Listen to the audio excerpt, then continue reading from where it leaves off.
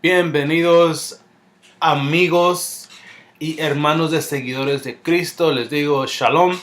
Y para empezar vamos a poner una canción que está muy buena. And I ain't really trying to start beef, but some who claim to be part of the sheep got some sharp teeth. And catch it mean when you criticize them. But Jesus told us Matthew 7:16, we can recognize them. And God forbid that for the love of some fans, I keep quiet and watch them die with their blood on my hands. So there's nothing left for me to do except to speak to you in the spirit of Jude 3 and 2 Peter 2. And I know that some will label me a Pharisee, because today the only heresy is saying that there's heresy. Out there to be specific and drop some clarity on the popularity of the gospel of prosperity. Turn off TBN. Ahí está hablando este rapero de los falsos maestros que han surgido en nuestros tiempos. Pero la razón del video de hoy es para responderle a una señorita que nos hace la invitación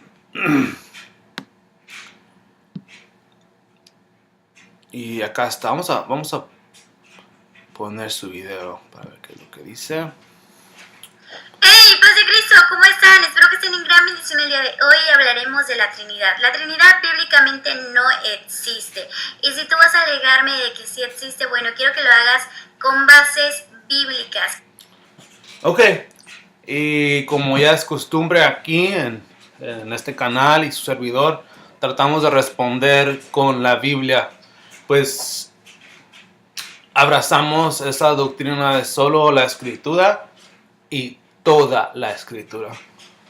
Entonces, pero antes de eso, déjeme darle la definición que nosotros usamos de cuando nos referimos a la doctrina de la Trinidad. Y aquí esta es la definición que nosotros usamos. Dice así: podemos definir la doctrina de la Trinidad como sigue.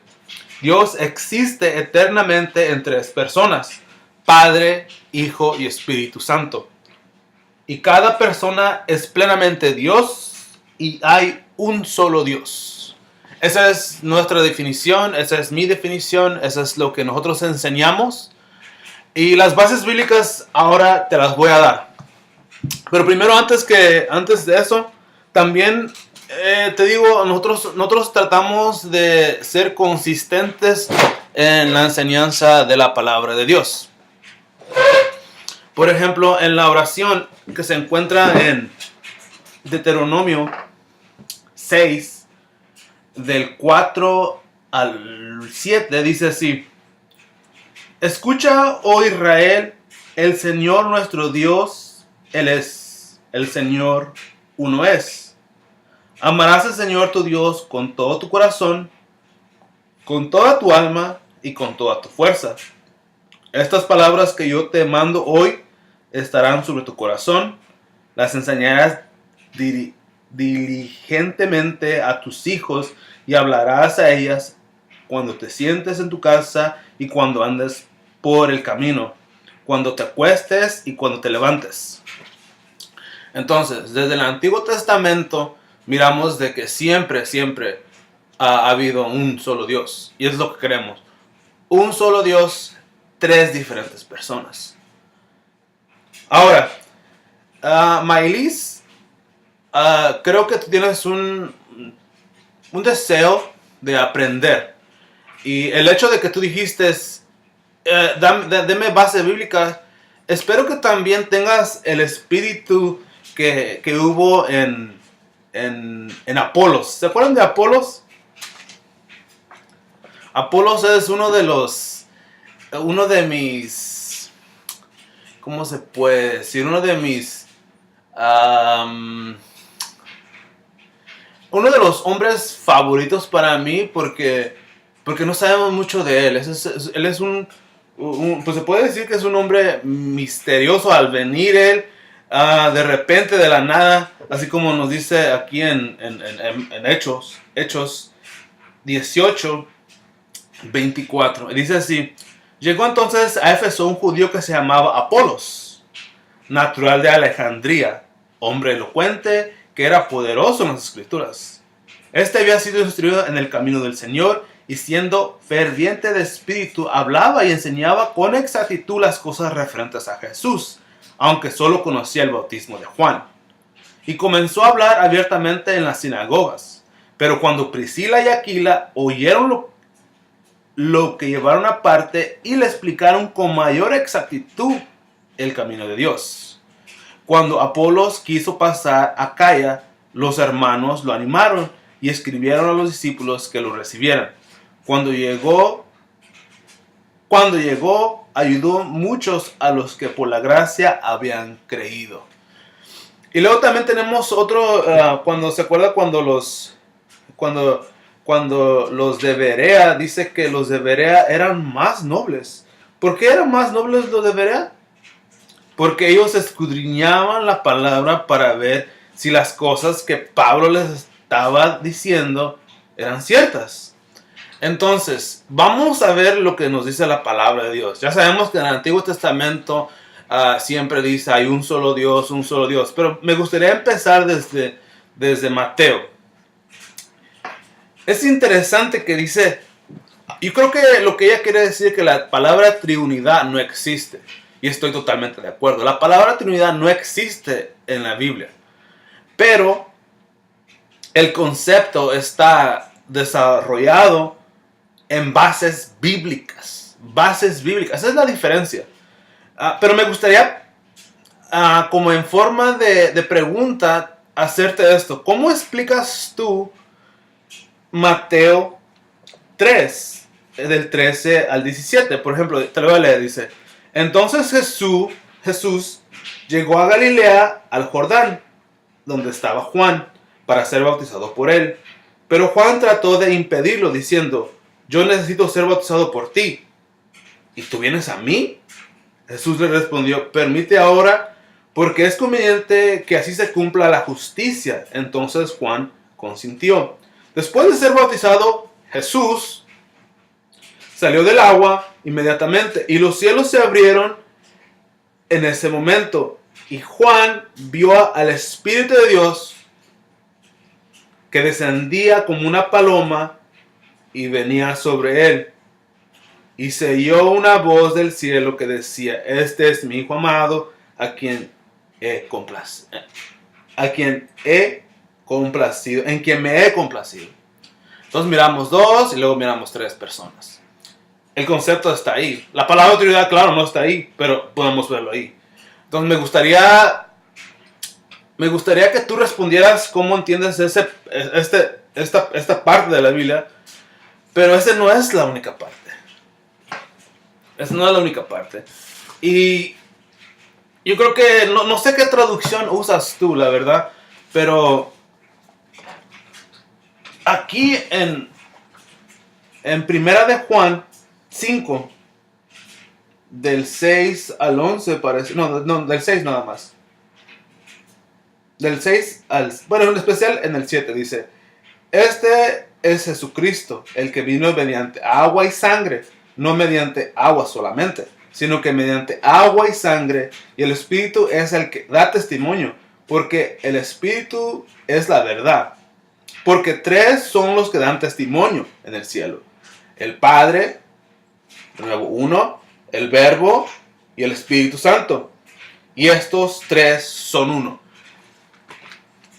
Pero también yo reconozco la variedad. En nuestras Biblias en algunas Biblias dicen que estos versículos no se encuentran en los escritos más antiguos. Entonces yo reconozco esa variedad, pero la Trinidad no depende solamente de eso. Ya miramos Mateo. Ahora vamos a seguir. Después de Mateo, ya miramos que eran 3 personas. Ahora vamos a mirar por qué Jesús se dice ser Dios. En Marcos, por ejemplo, si vamos a Marcos 2, la curación de un paralítico. Y dice así, le voy a empezar a dar lectura en el versículo 4, dice, como no pudieron acercarse a Jesús a causa de la multitud, levantaron el techo encima donde él estaba.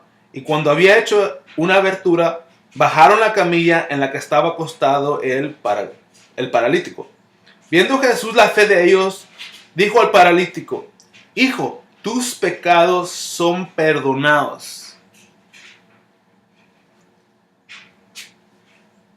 Pero estaba ahí sentado alguno de los escribas, los cuales pensaban en sus corazones, ¿por qué habla este así? Está blasfemando. ¿Quién puede perdonar pecados sino solo Dios? De nuevo, Marcos nos está diciendo que sus acusantes sabían, los escribas sabían lo que él estaba diciendo. Solamente Dios puede perdonar pecados. Y esto nos enseña de que Jesús es completamente Dios. Ahora vamos a seguir. Empezamos en Mateo, ahora ya vimos a Marcos. Ahora vamos a Juan. A Juan, uno de mis libros más favoritos. Pero se me hizo interesante que en el video, uno de los videos donde también hablas de la Trinidad, me parece que empezaron ustedes a leer desde el versículo 14 de Juan. El verbo, la palabra, se hizo carne y habitó entre nosotros. Y vimos su gloria, la gloria como del unigénito, la del Padre, lleno de gracia y de verdad. Pero hay algo que nos enseñan en todo, yo creo que se puede aplicar esto en todo. ¿Dónde empieza el capítulo? Empieza en el versículo 1, ¿no? Dice así, en el principio ya existía el verbo, y el verbo estaba con Dios, y el verbo era Dios. Él estaba en el principio con Dios. Todas las cosas fueron hechas por medio de Él. Y sin Él, nada de lo que ha sido hecho fue hecho. Él estaba, ya existía la vida. Y la vida era luz de los hombres. De nuevo, me gustaría ver qué haces con ese versículo, el capítulo 1. Versículo 1. El principio ya existía el verbo. Y el verbo estaba con Dios. Y el verbo era Dios. Dos personas distintas. Y Juan se toma el tiempo para diferenciar entre las dos personas. Nosotros nunca decimos de que el Hijo es el Padre o que el Padre es el Espíritu Santo. Cada uno tiene su función. Cada uno tiene su rol. El Espíritu tiene su rol, el Padre tiene su rol, el Hijo tiene su rol. Y podemos ver la unidad, el trabajo completo en nuestra salvación. Lo podemos ver. Es Jesús quien viene a hacer el sacrificio perfecto por nuestros pecados, la expiación. En la cruz del Calvario, Él paga por nuestros pecados. Es Juan, en Juan capítulo, me parece que es en el 6, donde dice de que nadie puede venir, dice así, nadie puede venir a mí si no le trae el Padre que me envió y lo resucitaré en el día final. Entonces, primero miramos al Padre atrayendo a la persona, a su Hijo, pero después miramos aquí en el capítulo, ahora vamos a Juan capítulo 14, donde yo creo para mí es uno de los pasajes con más trazos de Trinidad, yo le llamo triunidad, que en cualquier otro pasaje. Mira lo que dice. Si ustedes me aman, guardarán mis mandamientos.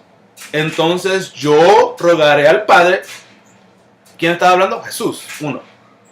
Yo rogaré al Padre.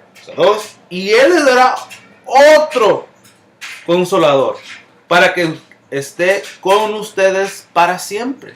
3 personas. 3 personas. Me gustaría también que tú pasaras por este pasaje y nos explicaras qué es lo que tú nos puedes explicar con estos versículos.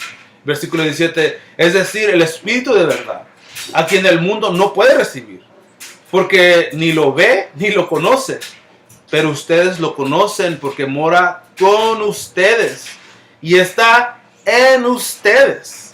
O sea, era necesario, y aquí mismo Jesús dice, no los dejaré huérfanos, vendré a ustedes. Pero si acaba de decir que iba a rogar al Padre para que mandara otro consolador. Y el versículo 18 se me hace bien interesante. Dice, no los voy a dejar huérfanos, vendré a ustedes. ¿En qué forma? Ya no nos dijo que iba a mandar al Espíritu Santo. Entonces, eso es otro sería de mis preguntas hacia ti. Quisiera que tú explicaras. Pero otro de los pasajes hermosos que también me gusta usar con los testigos de Jehová está en Colosenses. Colosenses bien similar a lo que nos dice Juan 1. Y le voy a dar lectura desde el 14. En quien tenemos redención de perdón de los pecados, que es Jesús. Él es la imagen del Dios invisible, el primogénito de toda la creación. O sea, Él es el primero de todo, no como dicen los testigos de Jehová de que Él fue creado. Él no fue creado. Porque en Él fueron creadas todas las cosas, tanto en los cielos como en la tierra, visibles invisibles, ya sean tronos o dominios, poder o autoridad. Todo ha sido creado por medio de Él y para Él. Él es antes de todas las cosas, en Él todas las cosas permanecen. En Él también es la cabeza del cuerpo, que es la iglesia. Él es el principio, el primogénito de entre los muertos, a fin de que tengan toda la primicia. De nuevo, miramos la deidad de Dios. Y luego el 19 dice, para terminar, dice, porque agradó al Padre que en Él habitara toda la plenitud de Dios. O la deidad. La deidad, eso es lo que se está refiriendo.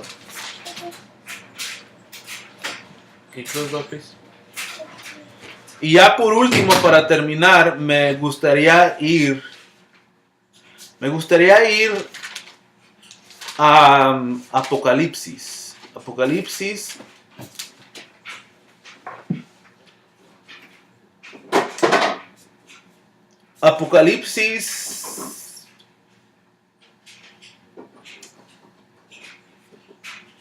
1:8. Dice, yo soy el alfa y el omega, dice el Señor. Dice el Señor Dios, el que es y que era y que ha de venir, el Todopoderoso.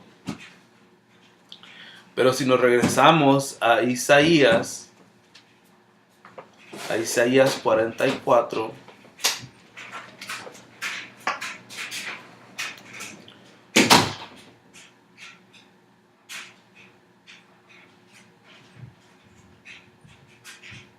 Isaías 40, pues le podemos dar, hay un montón de pasajes, pero les voy a leer en Isaías 42. Dice, yo soy el Señor, ese es mi nombre, mi gloria a otro no daré, ni mi alabanza a imágenes talladas. Y luego en el 43:3 dice, porque yo soy el Señor tu Dios, el Santo de Israel, tu Salvador. He dado a Egipto por rescate a Cus y a Seba en lugar tuyo. Y luego de nuevo vamos siguiendo al 11, dice, yo soy el Señor, y fuera de mí no hay salvación.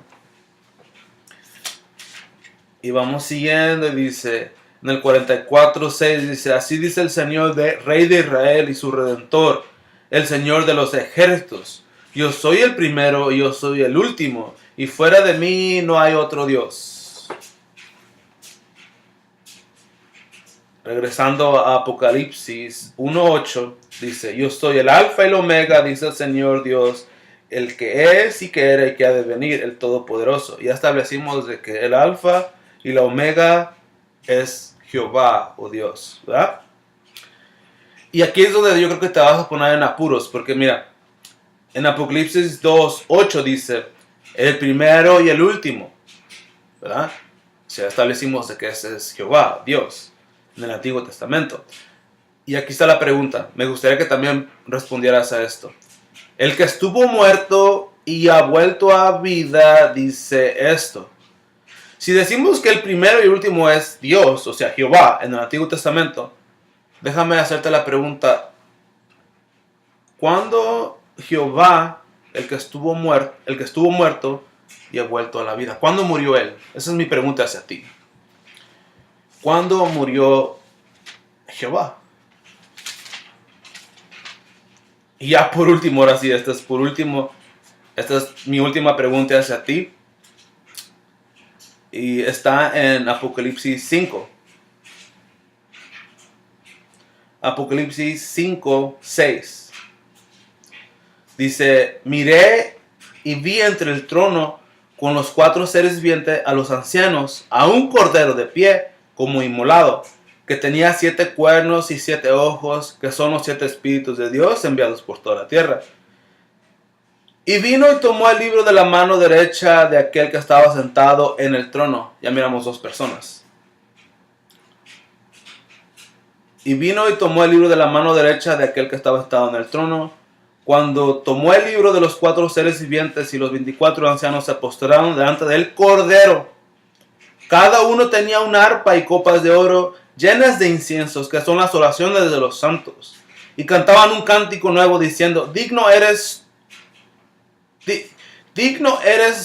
de tomar el libro y de abrir los sellos, porque tú fuiste inmolado y con tu sangre compraste para Dios a gente de toda tribu, lengua, pueblo y nación. Y los has hecho un reino y sacerdote para nuestro Dios, y reinarán sobre la tierra. Y miré y oí una voz de muchos ángeles alrededor del trono, y los seres vivientes y los ancianos. El número de ellos era miriadas de miriadas y millares de millares, que decían en gran voz, el Cordero que fue inmolado es digno de recibir el poder, la riqueza, la sabiduría, la fortaleza, el honor, la gloria y la alabanza. Y al decir esto, y oí decir a toda cosa creada que estaba en el cielo sobre la tierra, debajo de la tierra y del mar y de todo lo que hay en ellos hay. Al que está sentado en el trono y al Cordero sea la gloria, la alabanza, el dominio por los siglos de los siglos. De nuevo, no sé cómo explicaras ese pasaje, pero como tú has visto, te he dado bases bíblicas. Vamos a dejar que corra el video a ver. Sea bíblicamente y no solamente agrediéndome como acostumbran a hacer muchas veces.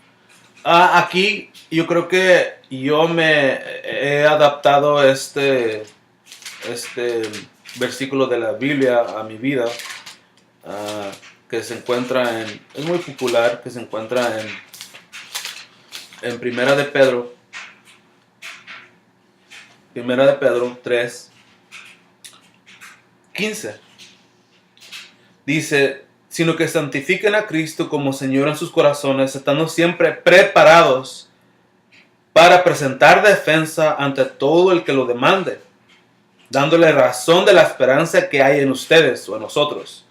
Pero háganlo con mansedumbre y reverencia.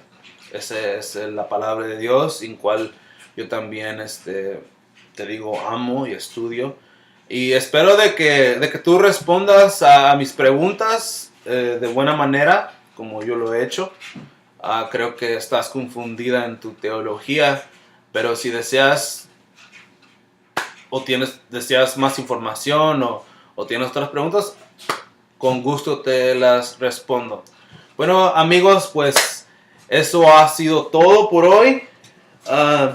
Espero de que les haya gustado y se hayan visto cómo podemos defender la Trinidad sin que la palabra esté ahí, pero el concepto está por todos lados. Me gustó lo que dijo un teólogo y apologista que se llama Michael Brown. Él es un judío mesiánico, que él dijo: la Trinidad, algo difícil de explicar, pero bien explícito en la palabra. Y yo creo que eso es cierto. Hemos visto que hay una consistencia. Tiene que haber una consistencia, porque no te puedes hacer bolas cuando de repente llegas a un pasaje y desmientes todo como tú hiciste en este caso. Por ejemplo, mira, gracias aún así por los comentarios que me dejan. La mayoría son de forma agresiva, pero aún así las agradezco muchísimo. En Juan 10:30 dice así: yo y el Padre uno somos. Eso está comprobando que la Trinidad bíblicamente no existe. Lo que tú estás haciendo ahí en Juan, estás insertando algo que no está ahí. O sea, estás yendo en Juan, ¿dónde dijiste? Juan 6. Juan capítulo 6 dice así. ¿Dónde estabas leyendo? A ver. 10:30 dice así: yo y el Padre uno somos. Eso está comprobando que la Trinidad bíblicamente no existe. Antes querían matar a Jesús, ya que Él era el único que podía perdonar pecados, hacer milagros, y ellos decían que solamente era Dios, que solamente Dios podía hacer eso. Por eso querían matar a Jesús. Por eso no les agradaba a Jesús, porque Jesús podía perdonar pecados, porque Jesús podía hacer libre a aquellas personas de aquellas ataduras que tenían, de aquella enfermedad que les agobiaba, de todo aquello que el enemigo había sembrado en su vida. Pero eso lo podía hacer Jesús, porque Él era Dios y sigue siendo Dios. Así que esto ha sido todo por el día de hoy. Cristo nos ama con... El versículo que yo estaba buscando era este. Y te lo digo con sinceridad. En Juan 8:24 dice: por eso les digo que morirán en sus pecados, porque si no creen que yo soy, morirán en sus pecados. Y ahí el yo soy se está identificando en Éxodo cuando se le aparece a Moisés. Está haciendo la comparación del yo soy, y eso lo hemos visto, lo hemos estudiado todo, estamos bien familiarizados con eso. Pero si tú deseas, seguiremos más explicando el por qué decimos de que Jesús es Dios, de que el Espíritu Santo es Dios también. Pero por ejemplo, ahí está la Trinidad, ahí está el concepto, ahí está bíblicamente, te lo hemos explicado. No fue breve, así rapidísimo. La verdad es que la Trinidad en breve, la verdad, en tu video es solo 2 minutos. Para explicar la Trinidad, pues se tiene que tardar mucho tiempo. Pero pues eso ha sido todo, hermanos y amigos. Espero de que, le digo, haya sido de bendición. Y aquí con esta canción. That channel is overrated. The pastors speak bogus statements, financially motivated. It's kind of like a pyramid scheme. Visualize heretics Christianizing the American dream. It's foul and deceitful. They're lying to people, teaching that camels squeeze through the eye of a needle. Ungodly and wicked. Ask yourself, how can they not be convicted? Treating Jesus like a lottery ticket. And you're thinking they're not the dangerous type, cause some of the statements are right. That only proves that Satan comes as an angel of light.